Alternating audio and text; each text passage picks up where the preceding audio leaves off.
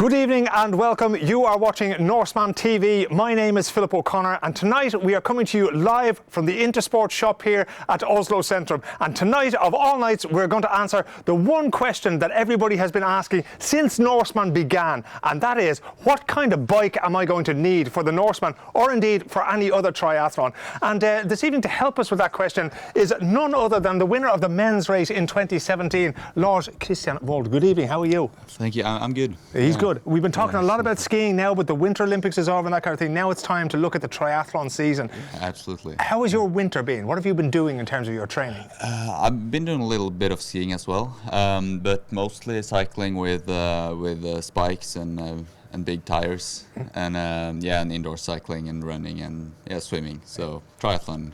Triathlon training. Mostly, yeah. It's really odd because of the fact that when you do the Norseman, the weather conditions are quite extreme. It can get quite cold there up at Gaustablikk. In terms of cycling in the snow and in the cold, because I'm sure the wind chill factor, is that something that bothers you when you're out on the bike? Now? Or in the Norseman? winter, when you're training? No, you get used to it, and I have good clothes, so no, I think it's fine. I've been the worst the coldest training ride I had was 2 winters ago, I think, and it was 25 degrees minus Celsius. So, but then you have to like cover up everything. If you have like this much skin that gets cold, you're going to have a frostbite. You're going to get frostbite, yeah. So then you have to like stop all the time and just feel that it's okay, but. Or alternatively, when you have the equipment, it's fine. That's the thing. Alternatively, you can do like me and just get in a cab there. But it was interesting. A lot of people in Scandinavia, and I've lived here for many years, there is this expression that there's no such thing as bad weather, there's only bad clothing. But it seems that Lars Christian's very well kitted out for this. Another thing that he has, of course, not just the clothes that he has on him, but he has this bike here. And we're actually going to take a look, if we step over to the right here, Lars Christian, at the bike that he won the 2017 race on. So this is the bike that you had for the 180 kilometers, okay? This is exactly the same as it was when I won, actually. Okay. Yeah. Can you tell me what kind of bike is this? Because again, one of the questions that the viewers are going to be asking tonight is what should they have? A time trial bike or a road bike? What's your preference when it comes to that? Well, since this is my bike, this is the one I won Norseman on, this is my preference. Yep. But I don't think that's the answer for everybody. Mm-hmm. Yeah, I mean, if you're doing a lot of triathlons and regardless of if it's Norseman or any other triathlon, and you're used to riding a bike and riding your time trial bike, then you should use your time trial bike on Norseman as well. Okay. But if you are mostly like doing maybe like group rides, cycling, you're used to a road bike, then maybe you should adjust the road bike to use on Norseman. It depends also on how comfortable you are on your time trial bike and how much power you have to get up high speeds. If you have a high speed on the flat parts of Norseman, then it's really good with a time trial bike because it's more aerodynamic, and then it doesn't matter if you have really much power in your legs if you are riding like a tent. I mean, if you're sitting up in the saddle and that kind of thing. Then all the power is just going to be lost in the wind anyway. Of course, one of the things that the Norseman has, like the Norseman Xtreme Triathlon has, that many other races don't have, it's the kind of mountain climbs that you're dealing with, because there's some very, very steep climbs. And not only that, but thanks to General Manager Dag Oliver, this race gets harder on the bike as it goes along. So when you're on this bike and you're coming towards the final, like, you know, the second, the third, the fourth climb, how hard does it get on the legs at that point? Well, it gets harder than in the beginning, but you always have the run afterwards, so I'm never like exhausted. But it's like this uncomfortable. I'm always uncomfortable, but never like during the bike. It's uncomfortable, but still bearable. I don't know. Yeah, that's the feeling. Sometimes it's when I start thinking about how far it's left, I try not to do that, but if I do that, and I always do that at some points during the course, then it's unbearable. But if I just think about what I'm doing now and how I feel right in the moment, it's always bearable. during the bike. During the run, it's not bearable. This will be interesting for those viewers who'll be tuning in now later on in August when we bring this race to you live again, the whole 10 or 12 or 14 hours or however long it takes this man to cross the finish line. You're sponsored, of course, by Intersport. Now, when I look at the bikes that are here, this bike here, and if we move over a little bit, we can have a look at your second bike over here. These bikes have changed a lot from when I first started watching cycling in the 1980s when Stephen Roach and Sean Kelly were cycling. What kind of technology is here? What is it that makes these bikes slightly easier to ride? Well, this is quite new from with the road bike, that you have these disc brakes. That's been in mountain biking. It's been for some years, but this is like the first year you have this in road biking. So that makes the braking easier. That's maybe my next time trial bike. That's coming to time trial bike as well. That's probably something that's going to make it easier to brake faster. It's just important in Norseman. It's a bit different. Yeah, there seems to be a little bit. There's a lot of air here. There's not a whole lot of rubber on these things. Is it very uncomfortable for 180 kilometers in the saddle? If you're used to riding your bike a lot, then it's good. And also the air here makes the pressure on the pressure on your penis and and balls. I mean, makes it more comfortable. Yep. So and also it's less weight. So the whole hair is. Of course, good actually. Yeah, anything you don't have to drag with you up all these mountains is always a good thing. Yeah. Don't forget, the very important thing about tonight's broadcast here live on Norseman TV is that you get your questions in. General Manager Doug Oliver is standing here. He's monitoring our Facebook feed there. He's putting the questions together, and we will be answering them as we go along. But before we do that, we're going to move over to our resident expert here from Intersport. Andreas, you're in the business of selling bikes. Which store is it for Intersport that you work in normally? Normally I work like a bike mechanic. As a bike mechanic? As a bike mechanic. And you've come here this evening, and we're delighted to have you here because there's an awful lot of things that our viewers don't understand about setting up a bike. So maybe if we can walk over here to this Scott bike behind, it still has the price tag on it here in this wonderful Intersport store. Now, I'm going to do the Norseman Xtreme Triathlon. I'm not, but I'm saying here that I'm going to do it, right? If I buy this bike off you today, what are the things that I have to get you to do so that I can take this bike to a triathlon race? The first thing, if you are buying this bike, like first bike, it's a wrong bike for you. Okay. It's clever to begin with a traditional road bike. Yep. Because you have more control. You have good handling. Yep. Brakes, gear shifting. On a traditional time trial bike, you have gear shifting here. Yeah, okay. And it's complicated if you're riding all the time and steering as you go. And especially when it's a technical downhill. It's very difficult. Or you must be used to use this bike. So if we just look at this a little bit, this is kind of what we call a dumb steering system, right? These are basically metal poles here just to steer, right? Yes, it calls clip-on aero bars. Yeah. And I think actually if we look here, you can see that they're hollow, so there's very little metal in it. It's very, very light. The elbows go here on these pads, right? Yes. And then you sort of rest your elbows there, and that gives you sort of an aerodynamic shape, almost like a time trial shape on the bike. It's the best in thing you can do to do you faster is to buy these clip-on poles. Clip-on powers. But brilliant. Shall we go over here? Now that we've seen the hollow points here, we're going to go over here a little bit and we'll just have a look at what you talked about here. Maybe we can pull it round there a little bit. There we go. So at the front here now we can see, this is what you're talking about here. This is how you adjust the gears. Are these very sensitive or do you have to really pull at these things? They are very, very sensitive. It's not complicated to change the gears. Okay. It's just a one click. Yep. Up and down. Yep. And if you were to have your hand on there now, do you do that with a finger or do you do that with your thumb? It's a finger. You do it with the finger. Okay. You must adjust that it's correctly to your arm. Yep. Or arm length. Yeah. And you must still have your arm on the pads. On the pad there, yeah. Elbow. And you're riding like this. Yeah. And you're changing. Using the finger there. Using the finger. And with the brakes on this, I would assume then that maybe you have to switch your hand to this part for the brakes. Is that correct? That's correct. That's why I'm asking if you're buying this bike. It's going to be difficult for you. Yeah. Because taking a bottle Yeah. You must take one hand, Yeah. and it's very difficult to steer. Yeah. Braking also, you must to take one by one. Yeah. So you got to take them off. So Yes. it is an art in itself to ride a time trial bike like this. So you would advise that if somebody's doing a triathlon for the first time, that ideally wait for a couple of years until you get your riding together. We talk about power output in cycling, right? And an awful lot of that is dependent on the legs. So if I want to sit on this bike and generate as much power as I can with my legs, what height should the saddle be? How do I work that out?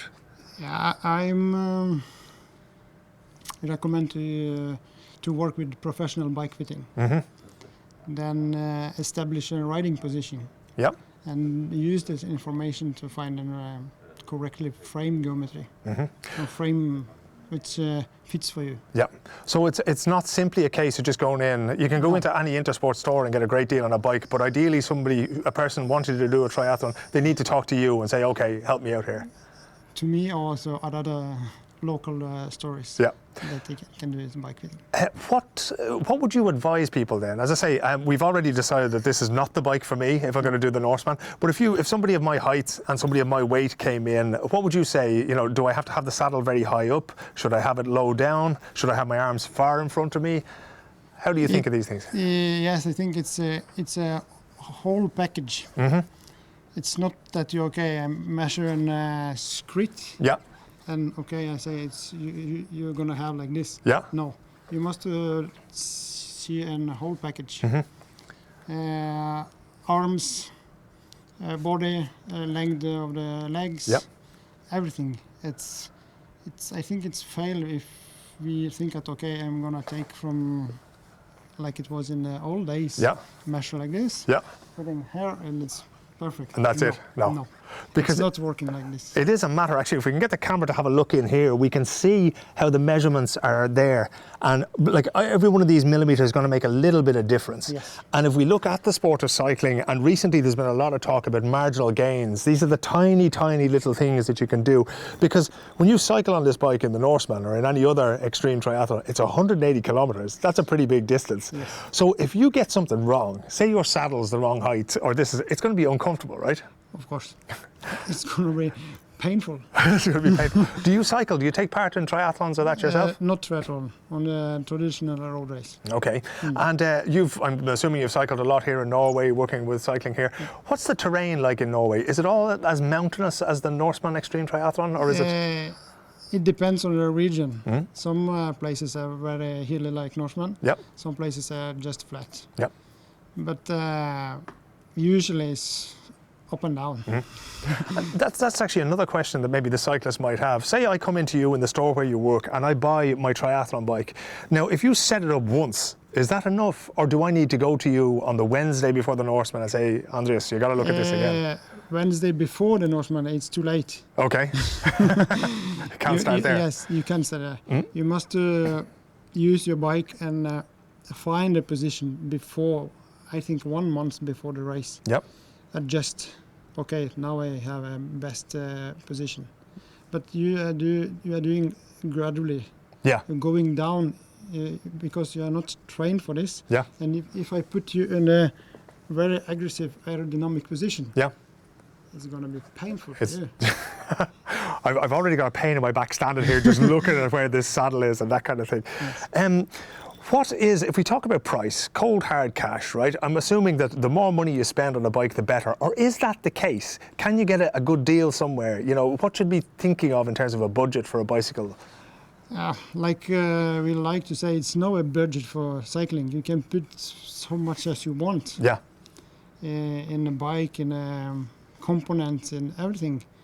But it's possible to optimize this process. Yep. That you can go faster for, like we said, you have a budget. Yep. Like this, and try to find the right bike. Yeah. In that price range in that there. price. Yeah. Because it's not the roof. No.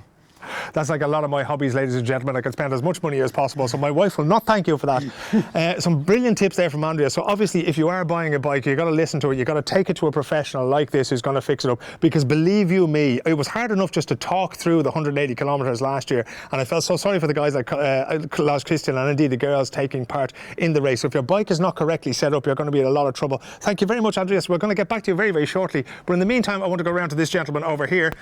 Lars Christian is back with us here now. This is a new bike, okay? Yeah. This is the bike you won on. Why is this here? What was wrong with this bike that you decided, okay, I've got to get this one? Did you just have too much money in your bank account? Well, I'm borrowing it from Intersport, so that's not a problem. Lovely. But for those who don't have sponsors like this, you decided you chose this bike. Do you think that this is going to give you an edge in the 2018 race?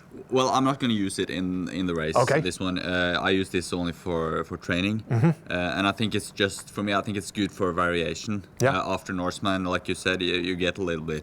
Yeah, a pain in the back. Even though I'm used to it, yeah. I like the 3 weeks after Norseman. I like to ride this, yeah. and my mountain bike and other bikes just to get away from, just to get a break from that. Yeah. Doing something else.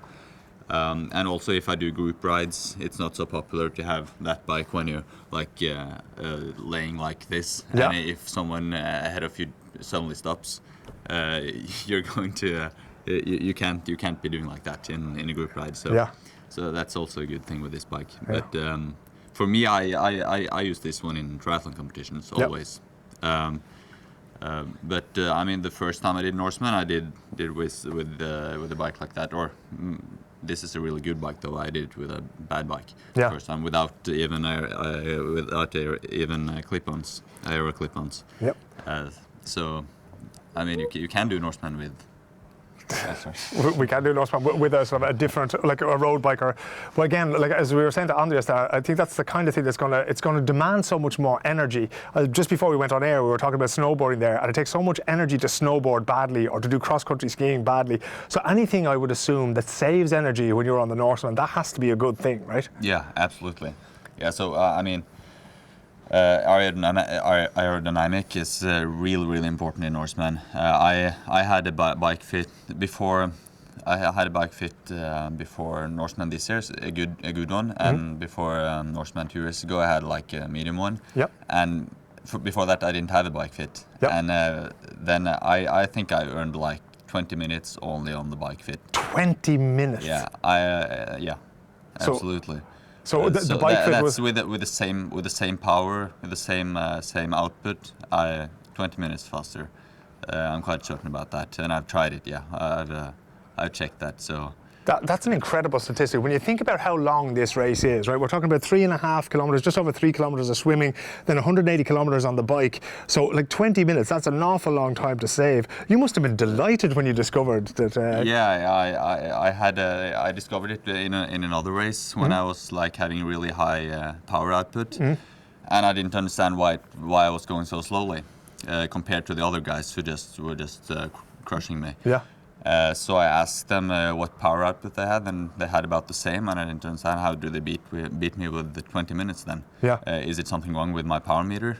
And it wasn't. I checked that, and then I asked the guy for a bike fit, and he explained to me that this is probably the 20 minutes. You're sitting like a parachute. I mean, it's you're just sucking up all the air. You're catching absolutely everything. I didn't think it looked too bad, but it was. There are so small differences can make, or small changes. Visual differences can make really big differences on the aerodynamics. There you go. We started with this broadcast this evening. We wanted to tell you what bike you should get if you're going to take part in the Norseman or indeed any other triathlon or extreme triathlon. And it seems to me that the bike itself, whether it's a road bike like this one or a time trial bike like the one to my left here, it's not that it doesn't make a whole lot of difference, but the big difference is in the bike fit. Gentlemen, I'd ask you to sit on the stools over here because I want to wander over and just have a quick chat with General Manager Doug Oliver here. Doug Oliver has been keeping an eye on Facebook there, and it seems to me like we have a few questions. So if the gents would like to sit on the stools there, I'm going to find the first question.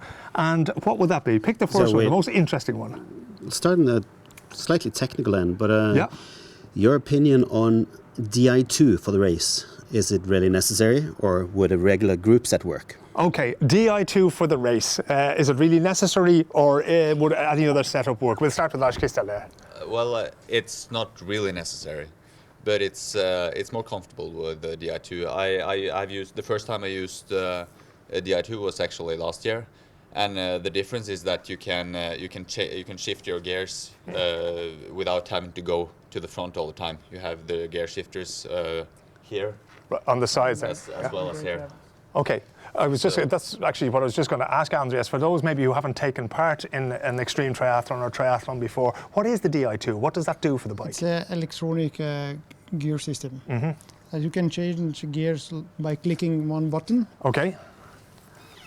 Both on a bars. Yeah. On a brake level. And on the brake level there. So if we just have a little listen there, so you can hear there. And actually, if we come down a little bit over here, we can see when the guys press the button there, there we have it changing the gears there.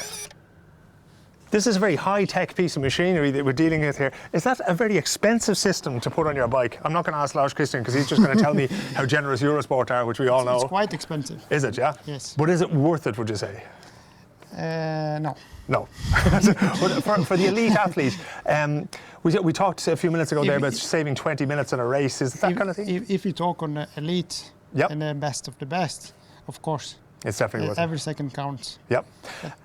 But one of the questions that always crops up when it comes to these things about technology in the sport of cycling and indeed in triathlons and that kind of thing, it's, what's legal and what indeed should be legal. Now, this is not something that generates any power, but it's certainly something that saves time. Is there a sort of a grey area there, that it's maybe not ethical, or what do you think?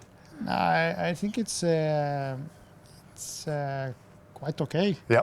Especially triathlon, it's not so strict with the geometry on the bike. Yeah. Bars, so everything. Yeah. It's more complicated in UC. Yeah. It's sort of professional cycling. Professional competition. Yeah. But what's legal, what's illegal, it's hard to say. Yeah, that's always hard to call. I'm sure nobody would turn up at the Norseman Xtreme Triathlon, sponsored of course by Isklar, with something that was illegal. So, but that was an excellent answer. Thank you very much indeed, gentlemen. Mr. Oliver, I see Facebook is flying with the comments here altogether. What have we got for our next question there? So, Kelly Branson asks, yes. Or states that she is an experienced triathlete. She's always been used a disc wheel for Ironman racing. Is that a good idea or a bad idea for Norseman? Okay, a disc wheel. So again, we're going to have to think of the people who are that haven't even bought their triathlon bike. What's the deal with the disc wheel? The disc wheel like we have on this bike? Yeah. In the right condition and the right course, disc wheel is the boss of the wheel. Okay. What are the right conditions for the disc wheel? It's not so windy. Yep. Not so steep climbs. But if you have power in your muscles, then you can use this. Okay. No problem. I'm thinking the wind is fairly obvious because, The wind is the most because it's hard to ride in a straight line. Yeah. If it's come from the side, the wind, it's just kicking you. It's going to throw you off, Throw you off, and every time it's pushing you. Yeah. And that's why you're riding 1 meter, 2 meters, 10. And it's very hard to hold a line. Yes. Lars Christian, was that a problem for you in last year's race? No, I'm quite comfortable with the disc wheel, also in windy conditions.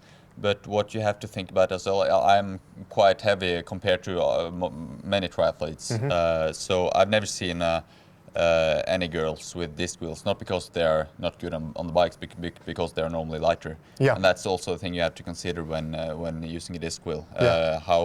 If you're a light person, the wind is also going to affect you more on the bike. Yeah. So you should before going to Norseman with a disc wheel, you should really have tried it before in windy conditions and know that you are comfortable with it. Yeah. Because if you get uncomfortable, then you're losing more time than you're gonna gain anyway. Yeah. Is that? But I also have to add. Sure. I think the most important wheel to consider is the front wheel because that's where the most wind. That's where we really feel the wind. In the back, you only feel the wind like pushing you to the side. But here, it can take the whole front wheel, and you don't have any control. So that's why I go with the quite small in the front and big in the back. Yeah, sort of a narrow tire in the front there. Yeah. But of course, most of the weight would be concentrated. You know, you have it over the saddle here, so there's quite a lot of weight over the back wheel. Yeah, you know, exactly. if it's a gentleman the size of yourself there. Is there anything that would make you dump the disc wheel before Norseman? If you got there on Wednesday and the weather conditions were really windy, is there anything that would make you say, you know what, I'm switching that? Yeah, if it's really windy and really gusty, that makes me uncomfortable. So when I get up to high speeds, it's really uncomfortable if it's gusty. Yeah. I mean, steady wind, you can most of the time handle steady wind, but when it's gusty, and especially if it comes from both sides, you can't be prepared for the wind. So you'll just So then I think if it's really strong wind, then I wouldn't use the disc wheel. But It's the top speed. Yeah. What's the top speed that you get up to on the bike during the Norseman, would you say? I think I passed 100 last year, but I know like every pit in the whole. You've hit every pothole in the road to Gaustablik. Yeah, or at least now I know. 2 years ago I went straight into one, so. Oh Lord! So I tried that as well. That's actually one of the things that we haven't spoken about, is that you've got to have a backup team that are there to help you. What do they carry in the van just in case something goes wrong on the bike? I have almost everything, I think. Would you have Intersport behind you? So, you know, if you're taking it on as a sort of an amateur racer, if you're doing this for the first time, what do you absolutely need to have in the back of the van to make sure you don't lose too much time if something goes wrong? Well, you have like the most important thing. You have the extra tube that you bring by yourself, because then you can just change it really quickly. You also need an umbraco set. I think it's a good idea with an extra chain. That's because I ruined my chain a couple of years ago, and I was really happy I had one in backup. If you are using a disc wheel, that I think the rules have been you can't change the wheel during the bike leg, but take that decision before the race. So if you're bringing a disc wheel, also bring another wheel just in backup if it's going to get windy. And I mean all the tools you need to fix your bike if something is going to happen.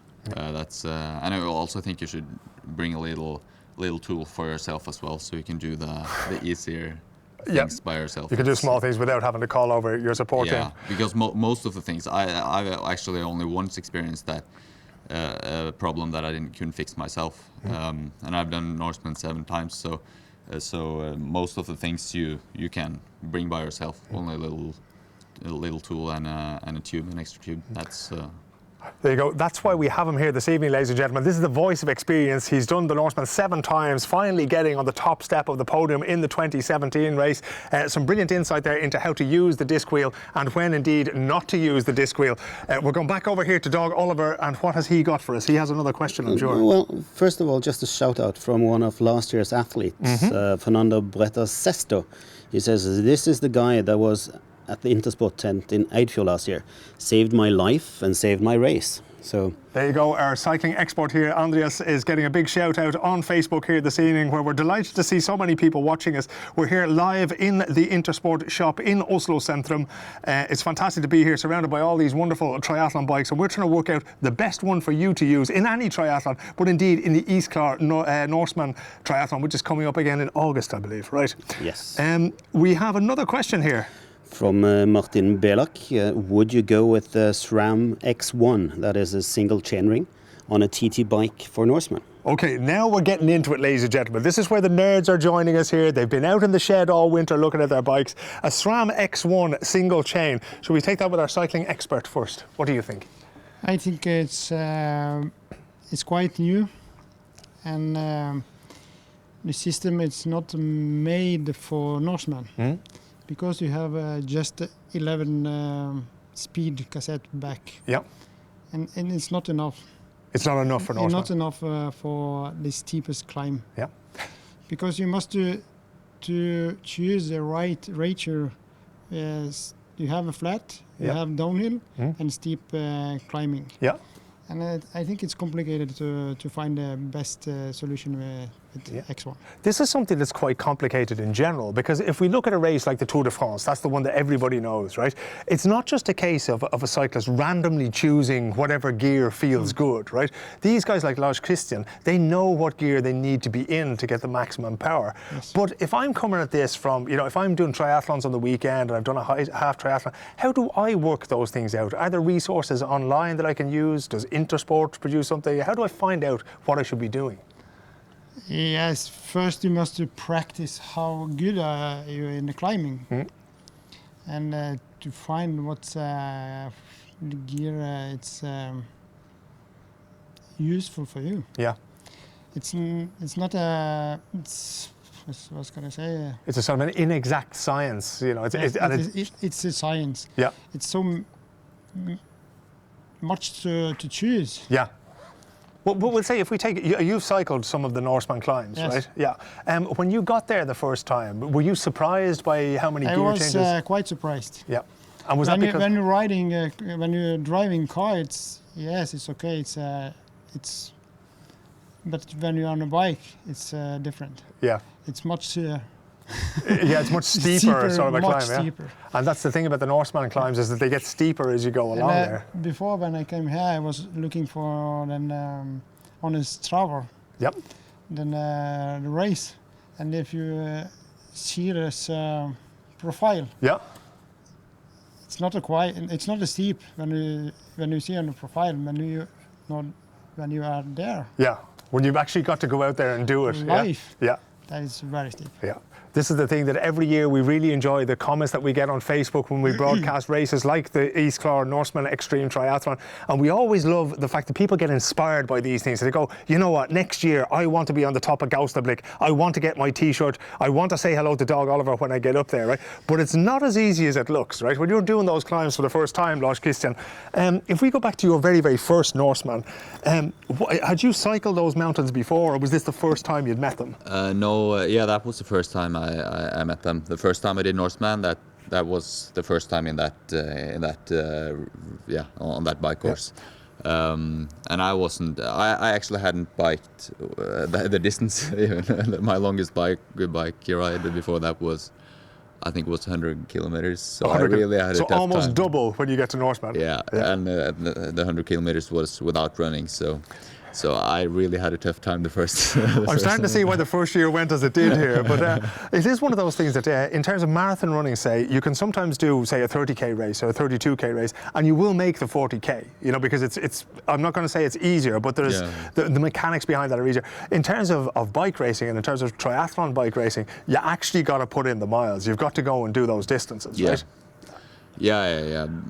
On the bike, I mean. For Norseman, you have if you want a good experience in Norseman, you have to do the distance. You have to do a lot of training and a lot of long training sessions to get used to being active for a long time. Yeah. So both in the bike and swimming and running and also have those sessions when you go from transition sessions when you go from bike to running.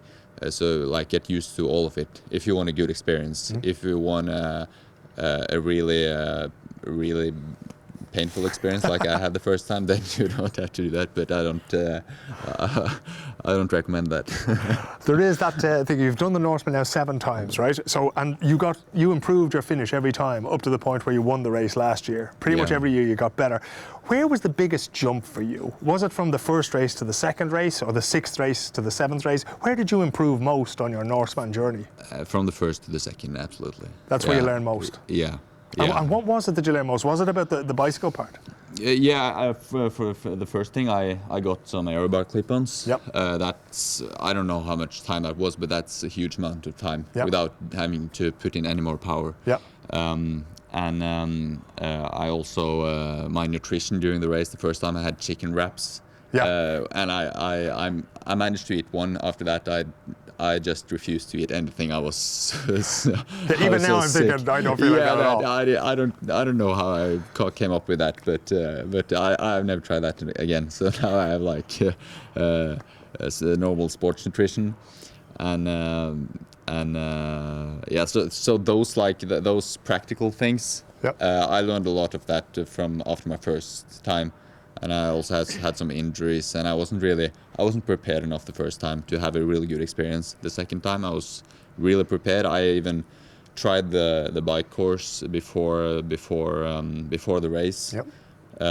Between the two times I raced, I tried it several times, and I was so prepared the second time. So the second time was probably my best experience with Norseman, except from last year. Yep. So last year and the second time I did it, those two are the best experiences I ever had. There you go. Yeah. The voice of experience, Lars Christian Vold here. He's been through it all. The first time he did it all wrong, but last year he did it all right, wound up at the top step of the podium. You're watching Norseman TV here. We are live from Intersport here in Oslo Centrum. We will be talking about nutrition, we'll be talking about swimming, we'll be talking about running, but tonight we're talking about what's the best bike for you to make it through any triathlon, but not just the Isklar Norseman Triathlon. What have we got here? There is a whole heap of questions. Are we going to get through all these? Let's keep going. Okay, first, apologies to Kelly Branson. He's not a girl. That Okay. was the guy with the disc wheel. Okay, Kelly was the guy with the disc wheel. So Kelly was apologies the there, guy with Kelly. the disc wheel. There we go. Anyway, the fact remains the same. Yeah. Sandy Holt, which definitely is a girl, asks, what is the hardest climb on the bike course? Distance and average grades. Steepest grade. I'm trying to determine my gear ratios, if my gear ratios are enough. I'll answer the first one there. Brilliant. We have 5 major climbs for Norseman. The first one is long and definitely hard, but it comes early in the race. So I think most people will start struggling when they get to the 5th one, which is Imingfjell, which averages from 8 to 11 degrees, and it's about an 8 kilometer climb. Lars Christian? Yeah, 7. 7. And that's at 140k, so that's the really tough one. When it comes to the average grade of all the hills, I advise just to go to our homepage, nxtri.com, scroll down and have a look at our GPX files which are stored there. You can upload them to any map solution and do the calculations. So that's that one. Chris Sterling asks, what kind of conditions seem to be normal? Thinking wind, direction, etc. Oh, Chris. Chris. And I do know that Chris is Scottish, so he does know that it usually comes against you, both the wind and the rain and anything else, or from the side. I would advise any of you who use the Spotify service, which was created over in Sweden, to go in and listen to a Crowded House song called 4 Seasons in One Day, because that's what the Norseman tends to bring, right? But he also he's asking for a fun fact, and that's for Lars Christian's bike split for the 2017 race. Okay, there was a bike split at the 2017 race. What was Lars Christian's bike split? Okay, what was Lars Christian's bike split for the 2017 race? How long were you on the bike, do you remember? I actually don't remember, but it was close to 5 hours, 5:05 maybe, 5 hours and 5 minutes, something around that. Okay. But check the results list. 5-4. 5-4. Yes. Okay. Yeah. You see, this is the thing about the Norseman Isklar Xtreme Triathlon, right? This is a numbers game. We talk an awful lot about bikes and disc wheels and that kind of thing, but it all comes down to the numbers. That 5:04, was that your target? Was it better? Was it worse? Where was it on the list of things you wanted to achieve? Well, I think we had quite neutral conditions last year, and in neutral conditions, I knew I could do around 5 hours. Yep. When I remember just when I was closing up on T2, I was hoping I could get below 5 hours just because that's fun. But that wasn't my goal, because maybe I could have done that, but then my run wouldn't have been any good. So what was the question again? No, was that your goal? Your goal was around about 5 hours. Around 5 hours. Yeah. But it wasn't really. I mean, it's not important if I'm below 5 hours. So it's the whole race that matters. So so I knew was approximately what I was capable of. Yeah. And thereabouts.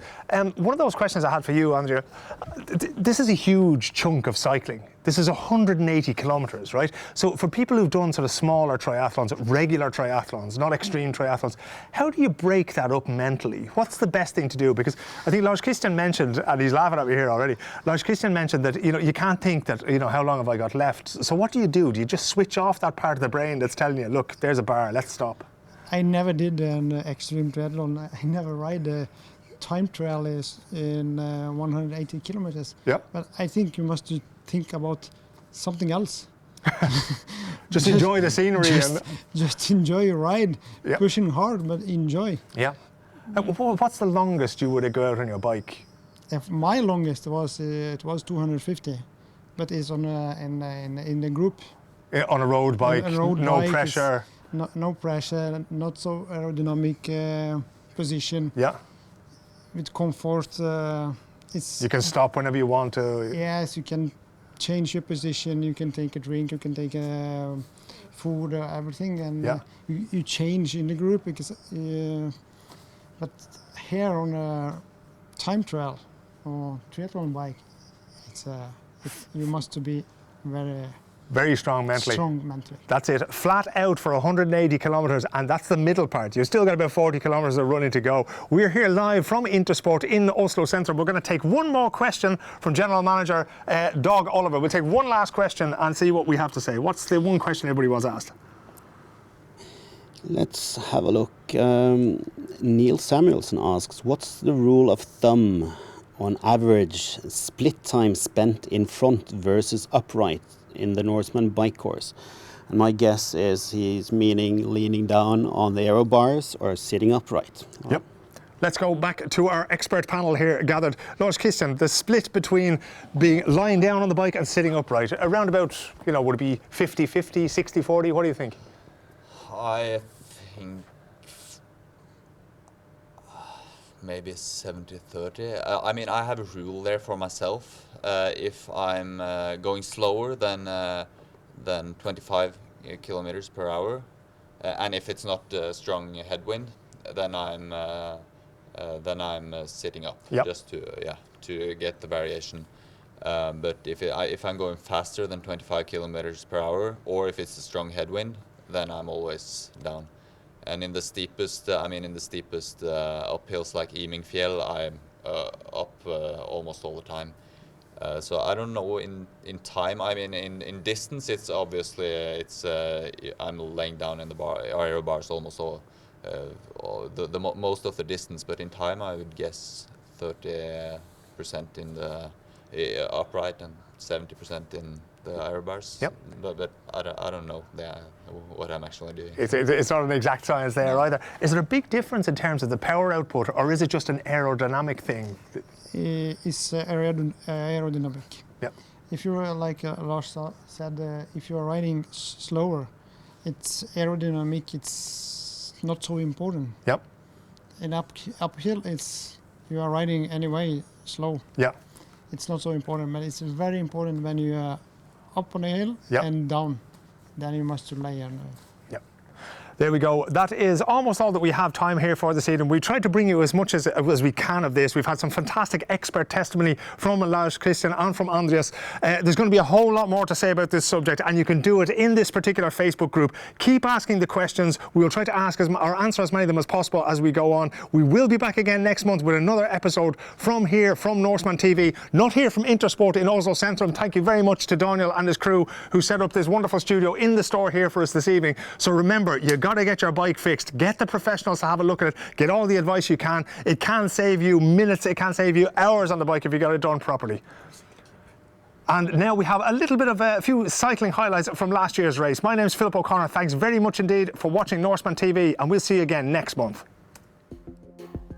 Good morning and welcome back to Gaustablikk in beautiful Norway, where we are bringing you live coverage of the Norseman Xtreme Triathlon for 2017. Most of the climbers have made it to the top of the first climb, and now what we are looking at here is the long, flat 20-30 kilometer stretch before the downhill and then the next climb. Around about an hour ago on this beautiful Saturday morning here in Norway, it started to rain just a little bit as the riders got to the top of the climb there. So they made a little bit of a change. The rain jackets went on. They took a little bit of sustenance, a little bit of nutrition, a little bit of hydration, and now they are out on the course. Every little margin is being sought here. Every second counts on this cycle here. They're trying to build up as much of a lead as possible.